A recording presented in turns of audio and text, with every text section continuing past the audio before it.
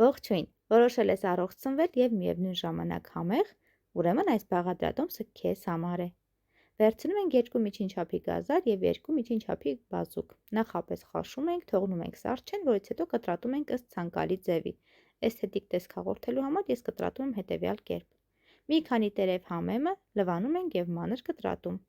որից հետո կիսալուսնաձև կտրատում ենք մեկ փոքր գլուխ սոխը։ Այս ամենը լցնում ենք աղցանի համար նախատեսված տարայի մեջ։ Ավելացնում ենք 1 բճիղ ճզմած սխտոր,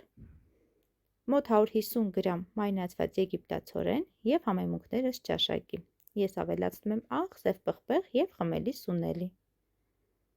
Վերջում ավելացնում ենք բուսայուղ։ Վերցրել եմ դդմի սերմերից քամված բուսայուղ։